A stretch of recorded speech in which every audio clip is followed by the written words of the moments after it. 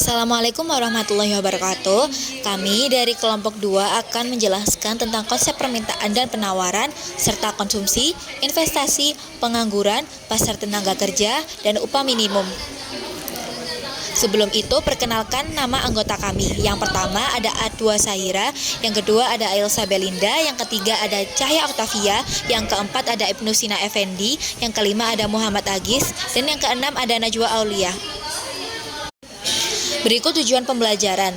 Yang pertama, tujuan dari pembuatan flipbook ini adalah untuk memenuhi tugas akhir pengantar ekonomi.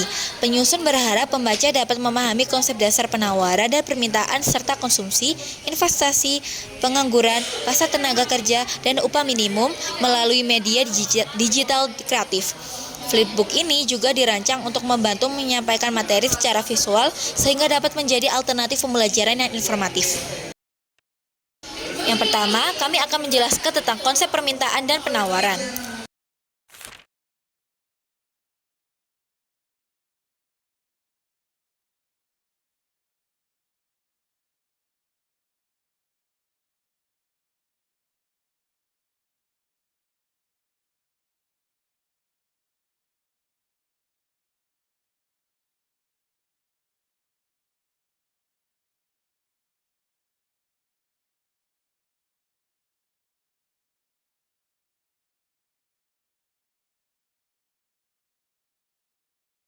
Lalu selanjutnya ada hukum penawaran. Hukum penawaran menyatakan bahwa dengan asumsi faktor lain tetap, jumlah barang yang ditawarkan akan meningkat seiring dengan kenaikan harga barang tersebut. Dan sebaliknya, jumlah barang yang ditawarkan akan menurun jika harga itu turun. Ini menunjukkan hubungan positif antara harga dan kuantitas yang ditawarkan. Contohnya, jika harga suatu barang meningkat dari 100.000 menjadi 120.000, produsen cenderung untuk menawarkan lebih banyak produk ke pasar. Nah, jika harganya turun menjadi 80.000, produsen mungkin akan mengurangi jumlah barang yang ditawarkan. Selanjutnya ada asumsi permintaan. Asumsi dasar hukum permintaan adalah ceteris paribus, yang artinya faktor-faktor lain selain harga tidak berubah atau dianggap tetap. Hukum permintaan menyatakan bahwa semakin tinggi harga suatu barang, maka semakin sedikit permintaan terhadap barang tersebut. Sebaliknya, semakin rendah harga suatu barang, maka akan semakin banyak permintaan terhadap barang tersebut. Lalu ada asumsi penawaran, yang berarti semua faktor yang dapat mempengaruhi penawaran suatu barang atau jasa dianggap tidak ada. Hukum penawaran adalah prinsip dalam sistem ekonomi yang menyatakan bahwa jumlah barang atau jasa yang ditawarkan akan meningkat seiring dengan peningkatan harga dan sebaliknya. Hukum penawaran hanya berlaku jika faktor yang mempengaruhi tidak berubah. Kurva ini menunjukkan bagaimana permintaan dan penawaran saling memengaruhi dalam menentukan harga dan jumlah barang di pasar. Permintaan menggambarkan bahwa ketika harga naik, jumlah barang yang diinginkan pembeli akan berkurang. Hal ini terjadi karena pembeli cenderung mencari alternatif yang lebih terjangkau. Sebaliknya, penawaran menunjukkan bahwa produsen akan menawarkan lebih banyak barang saat harga naik, karena peluang untuk mendapatkan keuntungan menjadi lebih besar. Titik di mana kedua kurva bertemu disebut titik keseimbangan. Pada titik ini, jumlah barang yang ingin dibeli konsumen sama dengan jumlah yang ingin dijual produsen. Kondisi ini menciptakan pasar yang stabil tanpa kelebihan maupun kekurangan barang. Selanjutnya adalah pergeseran kurva permintaan. Kurva permintaan adalah grafik yang menggambarkan hubungan antara harga suatu barang dengan jumlah permintaan. Jumlah permintaan di pasar adalah total semua barang permintaan oleh semua pembeli di berbagai tingkat harga. Kurva permintaan akan bergeser ketika ada faktor selain harga yang mempengaruhi jumlah barang yang diminta oleh konsumen. Pergeseran ini bisa ke kiri apabila terjadi penurunan permintaan, atau bisa bergeser ke kanan bila ada peningkatan permintaan. Selanjutnya, pergeseran kurva penawaran. Kurva penawaran menunjukkan hubungan antara harga barang dan jumlah barang yang ditawarkan. Kurva ini memiliki slope positif, artinya garisnya bergerak dari kiri bawah ke kanan atas, mencerminkan hubungan searah. Ketika harga naik, jumlah barang yang ditawarkan juga meningkat dan berlaku sebaliknya. Kurva ini dapat bergeser ke kanan jika terjadi peningkatan penawaran dan juga bisa bergeser ke kiri jika terjadi penurunan penawaran. Jika terdapat faktor lain selain harga seperti perubahan biaya produksi, teknologi atau jumlah produsen. Pergeseran ini menggambarkan perubahan jumlah barang yang ditawarkan pada setiap tingkat harga. Permintaan faktor-faktor yang mempengaruhi harga barang turun dan sebaliknya, konsumen akan membandingkan harga produk di berbagai perusahaan sebelum bertransaksi. Lalu yang kedua ada kualitas barang. Permintaan akan tetap tinggi untuk barang berkualitas baik meskipun harganya itu lebih mahal. Lalu selanjutnya ada pendapatan konsumen. Semakin tinggi pendapatan konsumen, maka semakin tinggi permintaan terhadap barang. Yang terakhir ada jumlah penduduk. Semakin besar jumlah penduduk, maka semakin tinggi permintaan terhadap barang. Lalu ada faktor yang mempengaruhi penawaran. Yang pertama ada harga barang. Harga barang yang tinggi akan mendorong produsen untuk memproduksi lebih banyak barang sehingga penawarannya juga akan tinggi. Yang kedua ada biaya produksi. Jika biaya produksi rendah, produsen akan lebih banyak menawarkan barang. Yang terakhir ada teknologi. Teknologi yang maju dapat meningkatkan produktivitas dan efisiensi produksi sehingga biaya produksi akan lebih rendah dan penawaran akan terus bertambah. Selanjutnya, faktor-faktor yang mempengaruhi perhitungan elastisitas. Faktor yang mempengaruhi: 1. Ketersediaan substitusi. Jika barang yang memiliki banyak substitusi yang mudah diakses, elastisitas harga permintaan cenderung lebih tinggi. Sebaliknya, jika tidak ada substitusi yang tersedia, permintaan cenderung lebih inelastis. Yang kedua, proporsi pendapatan yang dihasilkan. Barang yang memakan proporsi besar dari pendapatan konsumen cenderung lebih elastis. Jika harga barang naik, konsumen akan lebih merasakan dampaknya dan lebih mungkin untuk mengurangi pembelian. Yang ketiga, durasi waktu. Elastisitas seringkali berbeda dalam jangka pendek dan jangka panjang. Dalam jangka panjang, konsumen dan produsen memiliki lebih banyak waktu untuk beradaptasi, sehingga permintaan dan penawaran bisa lebih elastis. Yang keempat, kebutuhan dasar dan barang mewah. Barang yang merupakan kebutuhan dasar seperti makanan pokok atau obat-obatan cenderung lebih inelastis. Sementara barang mewah atau barang yang dianggap tidak esensial biasanya lebih elastis. Yang kelima, tingkat kekhususan pasar. Pasar yang lebih spesifik, misalnya produk unik atau premium, cenderung memiliki elastisitas yang lebih rendah karena konsumen mungkin tidak memiliki banyak pilihan selain membeli produk tersebut. Yang keenam, keberadaan barang pengganti. Semakin banyak barang pengganti yang tersedia, semakin besar elastisitasnya karena konsumen dapat dengan mudah beralih ke barang lain jika harga naik. Selanjutnya di sini ada keseimbangan pasar. Keseimbangan pasar terjadi ketika jumlah barang atau jasa yang ditawarkan oleh produsen atau penawaran sama dengan jumlah barang atau jasa yang diminta oleh konsumen atau permintaan pada harga tertentu. Pada titik keseimbangan ini tidak ada kecenderungan harga untuk naik atau turun karena pasar berada dalam kondisi yang stabil. Proses tercapainya keseimbangan pasar dimulai dengan interaksi antara permintaan dan penawaran. Jika harga terlalu tinggi, maka penawaran lebih banyak dibandingkan permintaan, sehingga terjadi kelebihan pasokan surplus, dan harga akan cenderung turun.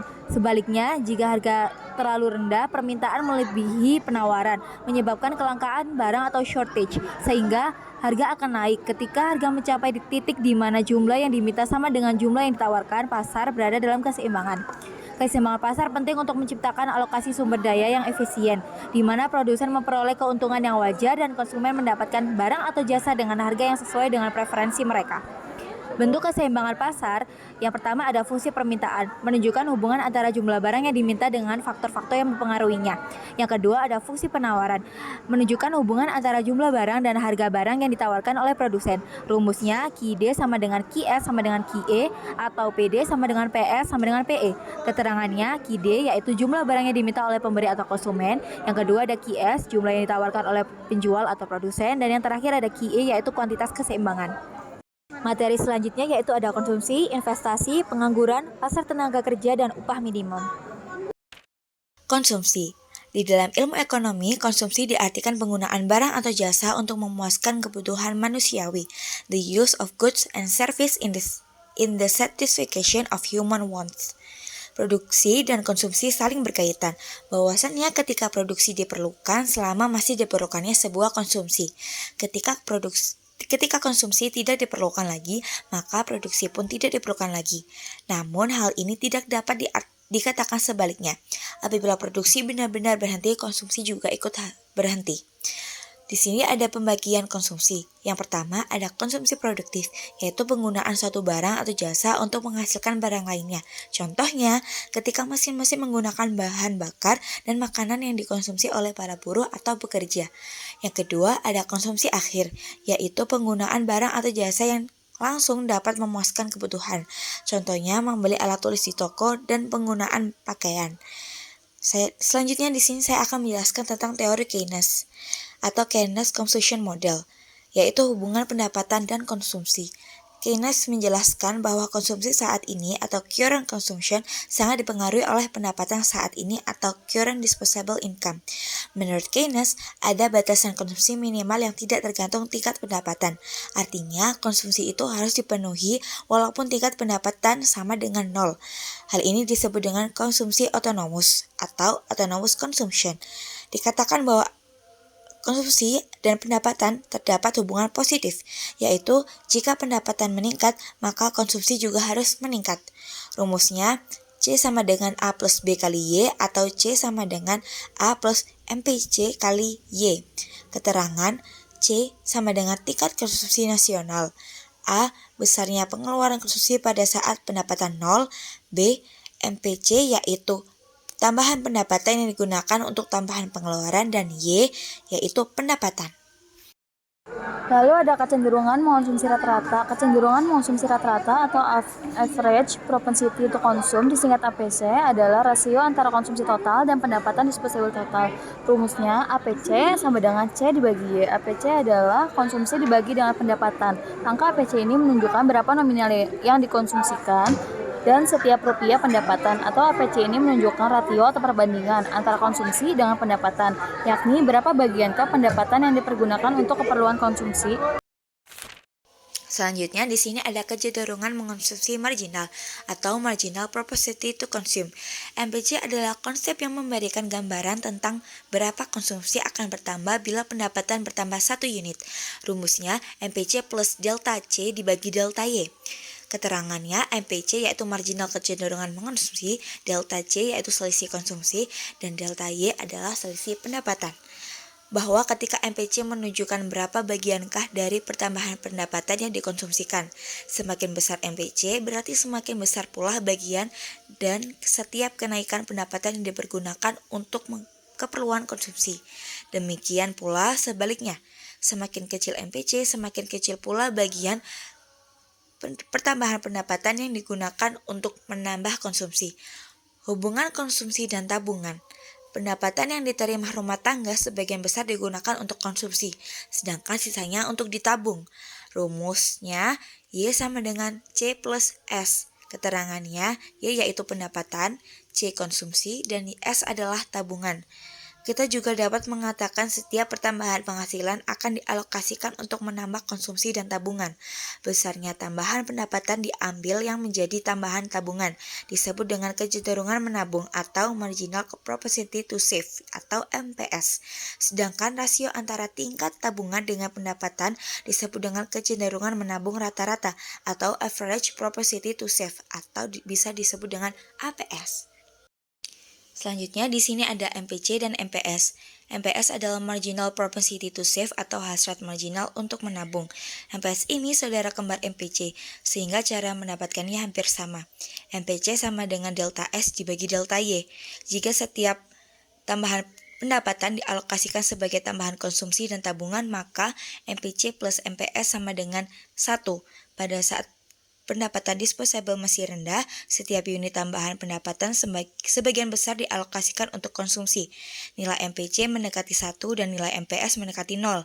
Hal ini dapat menjelaskan mengapa di negara-negara miskin kemampuan menabungnya masih sangat rendah, sehingga bila mereka ingin melakukan investasi terpaksa meminjam dari luar negeri. APC dan APS sebagaimana MPS adalah saudara kembar MPC, APS pun juga saudara kembar APC. Cara mendapatkannya pun hampir sama. APS sama dengan S dibagi Y. APC ditambah APS sama dengan 1. Ketika APS dimulai dengan keadaan nilai yang negatif disebabkan tabungan yang rendah, karena tabungan yang rendah inilah APS pun rendah. Karena bilangan tabungan rendah atau negatif jika dibagi dengan pendapatan yang tinggi atau positif, hasilnya tentu rendah atau negatif. Akan tetapi di samping itu masih ada sebab lainnya, yaitu karena APC plus APS sama dengan 1. Selanjutnya ada faktor yang mempengaruhi konsumsi. Yang pertama ada faktor ekonomi. Yang pertama ada pendapatan rumah tangga. Pendapatan rumah tangga amat besar pengaruhnya terhadap tingkat konsumsi. Pada umumnya, makin baik atau tinggi tingkat pendapatan, maka tingkat konsumsi juga akan semakin tinggi. Lalu selanjutnya ada kekayaan rumah tangga. Kekayaan dapat meningkatkan konsumsi karena menambah pendapatan disposable. Misalnya, bunga deposito yang diterima tiap bulan dan dividen yang diterima setiap tahun menambah pendapatan rumah tangga. Selanjutnya ada tingkat bunga. Tingkat bunga yang tinggi dapat mengurangi atau mengerem keinginan konsumsi. Dengan tingkat bunga yang tinggi, maka biaya ekonomi dari kegiatan konsumsi akan semakin mahal. Lalu yang kedua ada faktor demografi. Yang pertama jumlah penduduk. Jumlah penduduk yang banyak akan memperbesar pengeluaran konsumsi secara menyeluruh walaupun pengeluaran rata-rata per orang atau per keluarga itu relatif rendah. Lalu yang kedua ada komposisi penduduk. Diklasifikasikan menjadi 3, yaitu yang pertama ada usia atau produktif dan tidak produktif. Semakin banyak penduduk yang berusia kerja atau usia produktif sekitar 15-64 tahun, maka besar tingkat konsumsi, terutama bila sebagian besar dari mereka mendapat kesempatan kerja yang tinggi dengan upah yang wajar atau yang baik. Yang kedua ada pendidikan rendah, menengah, dan tinggi. Semakin tinggi tingkat pendidikan masyarakat, tingkat konsumsinya juga semakin tinggi. Sebab pada saat seseorang atau suatu keluarga makin berpendidikan tinggi, kebutuhan hidupnya akan semakin banyak. Yang terakhir ada wilayah tinggal atau perkotaan dan perdesaan. Semakin banyak penduduk yang tinggal di wilayah perkotaan, pengeluaran konsumsi juga akan semakin tinggi. Lalu yang terakhir ada faktor non-ekonomi. Faktor-faktor non-ekonomi yang paling berpengaruh terhadap besarnya konsumsi adalah faktor sosial budaya masyarakat. Misalnya saja berubahnya pola kebiasaan makan, perubahan etika dan tata nilai karena ingin meniru kelompok masyarakat lain yang dianggap lebih hebat. Contoh paling konkretnya di Indonesia yaitu berubahnya kebiasaan berbelanja dari pasar tradisional ke pasar modern. Begitu juga kebiasaan makan dari makan masakan yang disediakan ibu di rumah menjadi kebiasaan makan di restoran atau pusat-pusat jajanan yang menyediakan makanan cepat saji atau fast food. Selanjutnya adalah investasi. Investasi adalah kegiatan menanamkan modal atau sumber daya dengan harapan memperoleh keuntungan di masa depan. Tujuan investasi sendiri yaitu mencapai tujuan keuangan, menjaga nilai aset, mempersiapkan pendidikan anak, mendapatkan penghasilan tetap, dan lain-lain. Investasi memiliki beberapa jenis. Yang pertama reksadana, selanjutnya obligasi, saham, properti, emas, dan lain-lain. Ada beberapa faktor yang bisa mempengaruhi investasi seperti pendapatan per kapita, suku bunga, kebijakan pemerintah, dan stabilitas politik. Investasi juga memiliki beberapa resiko seperti capital loss, forced delisting, likuiditas, kebangkrutan, suspend, dan lain-lain. Dan cara berinvestasi yang baik yaitu memahami profil resiko, melakukan riset, diversifikasi, dan lain-lain. Materi selanjutnya yakni terkait pengangguran. Pengertian dari pengangguran sendiri adalah suatu keadaan di mana seseorang yang tergolong dalam angkatan kerja, yaitu mereka yang berusia produktif di usia 15-64 tahun. Mereka tidak bekerja tetapi sedang mencari pekerjaan atau sedang mempersiapkan suatu usaha baru, atau penduduk yang tidak mencari pekerjaan karena sudah diterima bekerja tetapi mereka belum mulai bekerja.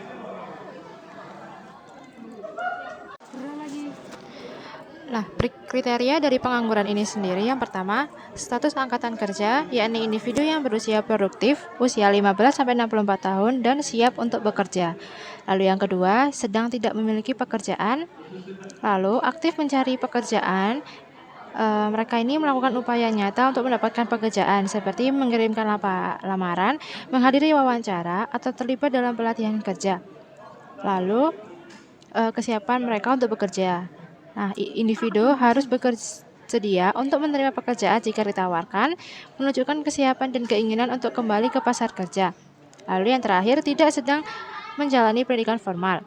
Pengangguran lebih difokuskan pada mereka yang siap untuk bekerja tetapi belum mendapatkan pekerjaan. Penyebab dari pengangguran ini sendiri yang pertama, struktur lapangan kerja tidak seimbang. Ketidakseimbangan struktur lapangan kerja yang dibutuhkan dengan latar belakang tenaga kerja yang mencari kerja menyebabkan terjadinya pengangguran. Lalu yang kedua, besarnya angkatan kerja tidak seimbang dengan kesempatan kerja.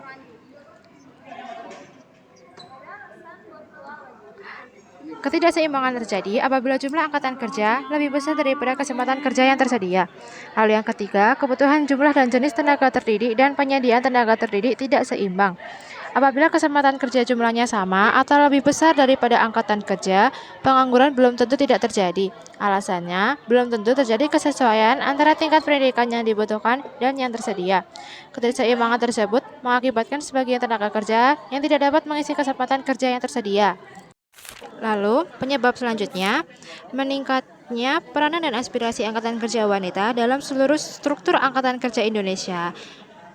Dengan meningkatnya pendidikan dan kesadaran akan hak-hak mereka, lebih banyak wanita yang beraspirasi untuk memasuki pasar kerja. Hal ini menyebabkan peningkatan jumlah pencari kerja wanita yang dapat memperburuk tingkat pengangguran jika lapangan pekerjaan tidak cukup untuk menampung mereka. Lalu penyebab yang terakhir, penyediaan dan pemanfaatan tenaga kerja antar daerah tidak seimbang. Jumlah angkatan kerja di suatu daerah mungkin saja lebih besar dari kesempatan kerja, sedangkan di daerah lainnya dapat terjadi keadaan sebaliknya. Keadaan tersebut dapat mengakibatkan perpindahan tenaga kerja dari suatu daerah ke daerah lain, bahkan dari suatu negara ke negara lainnya. Nah, dampak dari pengangguran ini, yang pertama, pengangguran membuat masyarakat tidak dapat memaksimalkan tingkat kemakmuran yang dicapainya. Pengangguran bisa menyebabkan pendapatan nasional real yang dicapai masyarakat akan lebih rendah daripada pendapatan potensial atau pendapatan yang seharusnya. Oleh karena itu, kemakmuran yang dicapai oleh masyarakat pun akan lebih rendah.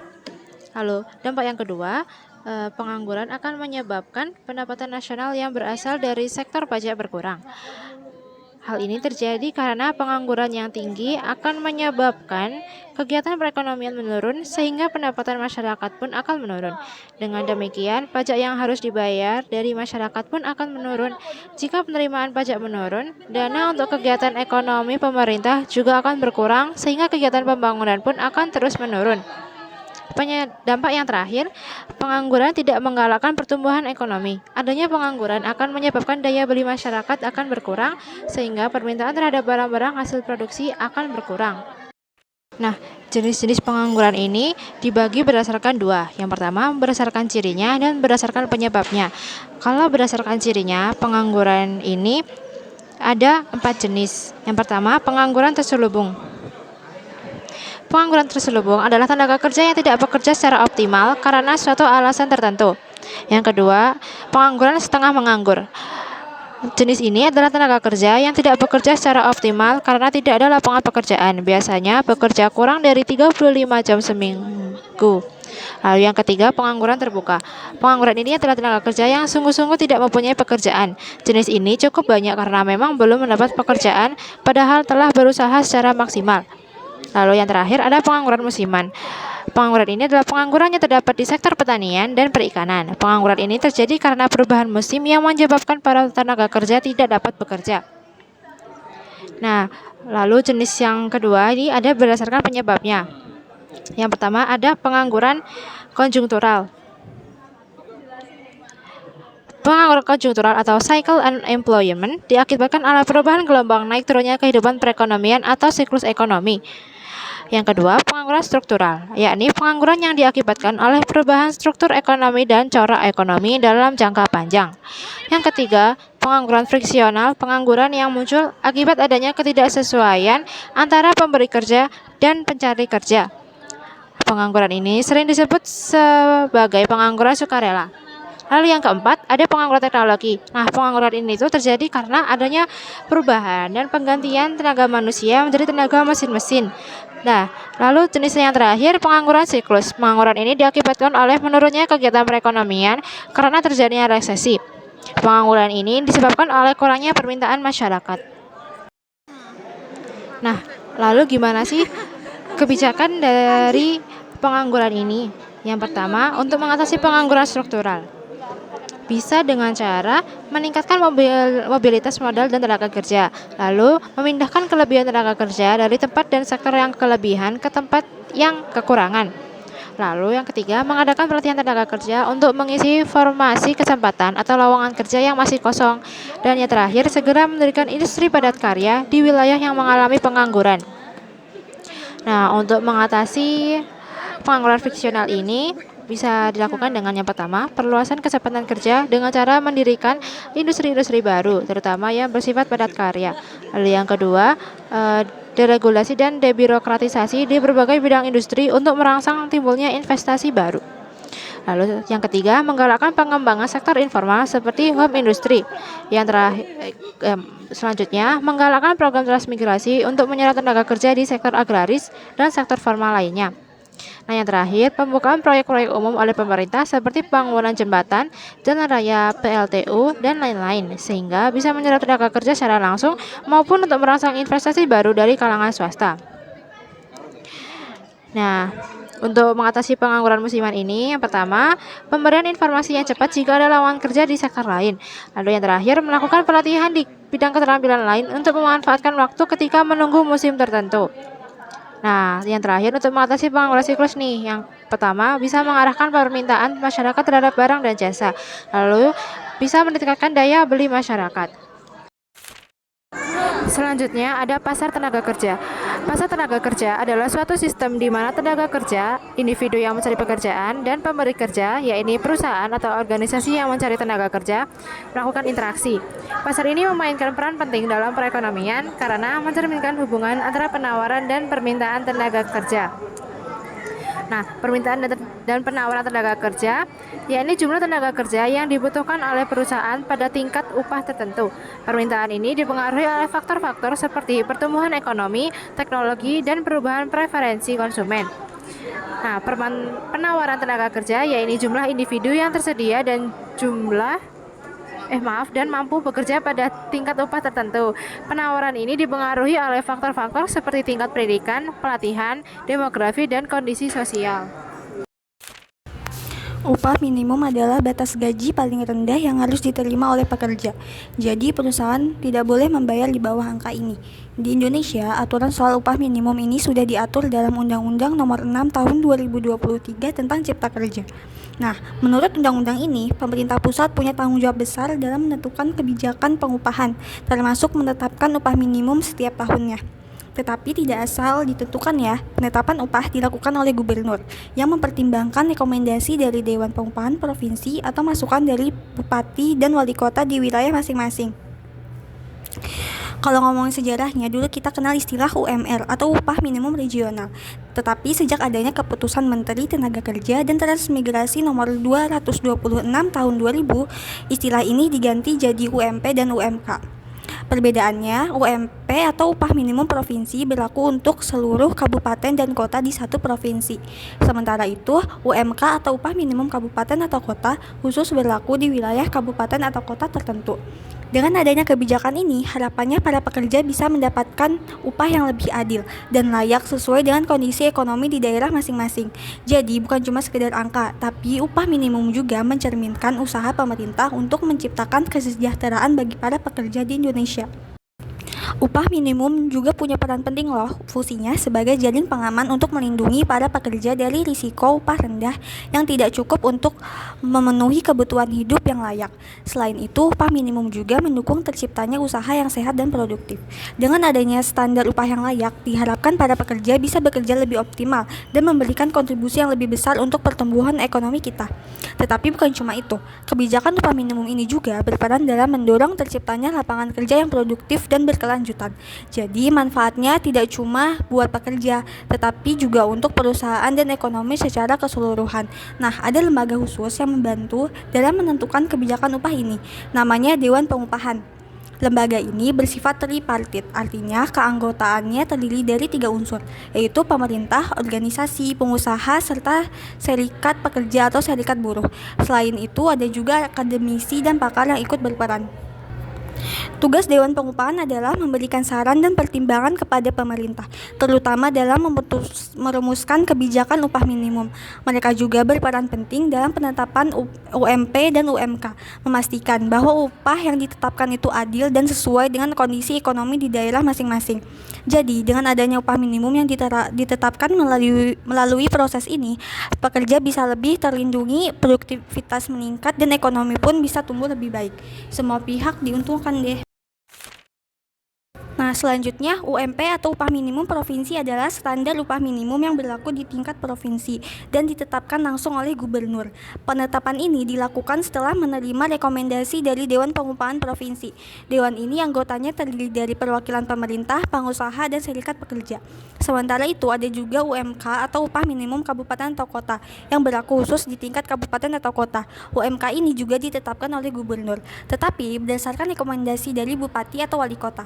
Prosesnya, Dewan Pengupahan Kabupaten atau Kota akan menghitung dan mengajukan besaran UMK kepada bupati atau wali kota, lalu diteruskan ke gubernur untuk ditetapkan. Yang menarik, UMK wajib lebih tinggi daripada UMP. Penetapannya juga punya batas waktu. Paling lambat UMK harus ditetapkan 40 hari sebelum tanggal 1 Januari atau setelah penetapan UMP.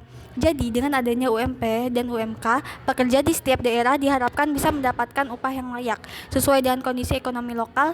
Ini penting untuk melindungi hak pekerja sekaligus menjaga keseimbangan antara dunia usaha dan kesejahteraan tenaga kerja. Penetapan upah minimum di tingkat provinsi dan kabupaten atau kota melibatkan banyak pertimbangan dan proses. Nah, UMP atau upah minimum provinsi ditetapkan langsung oleh gubernur. UMP ini berlaku untuk seluruh kabupaten atau kota dalam satu provinsi dan proses penetapannya mempertimbangkan berbagai faktor seperti kondisi ekonomi, tingkat ketenaga kerjaan, inflasi, serta pertumbuhan ekonomi atau PDB di kuartal 3 dan 4 tahun berjalan. Sementara itu, untuk upah di tingkat kabupaten atau kota ada yang namanya UMK atau upah minimum kabupaten atau kota. Prosesnya dimulai dari bupati atau wali kota yang menetapkan UMK berdasarkan perhitungan dari Dewan Pengupahan Kabupaten atau Kota. Dewan ini menghitung besaran UMK, lalu hasilnya disampaikan ke bupati atau wali kota sebelum direkomendasikan ke gubernur. Tapi ada hal yang perlu dicatat nih, kalau nilai UMK yang diajukan ternyata tidak sesuai dengan formula perhitungan upah yang sudah ditetapkan, gubernur punya kewenangan untuk menetapkan UMK tersebut agar sesuai dengan aturan. Jadi, dari UMP sampai UMK, semua proses ini dilakukan dengan tujuan memastikan upah pekerja tetap adil, layak, dan sesuai dengan kondisi ekonomi di masing-masing daerah. Dengan begitu, kesejahteraan pekerja tetap terjaga tanpa mengganggu keberlangsungan usaha. Jadi kesimpulan dari isi Flickbook ini adalah konsep permintaan dan penawaran menentukan harga pasar melalui keseimbangan antara barang yang ingin dibeli dan ditawarkan. Konsumsi memenuhi kebutuhan sehari-hari, sementara investasi menambah aset untuk keuntungan di masa depan. Ketidakseimbangan tenaga kerja dan lapangan pekerjaan menyebabkan pengangguran, sedangkan pasar tenaga kerja menjadi tempat bertemunya pencari kerja dan pembeli kerja. Pemerintah menetapkan upah minimum untuk memastikan penghasilan pekerja tetap layak. Singkatnya, semua konsep ini saling berhubungan dan berperan penting dalam menjaga keseimbangan serta mendorong pertumbuhan ekonomi. Demikian yang dapat kami sampaikan, kurang lebihnya mohon maaf. Wassalamualaikum warahmatullahi wabarakatuh.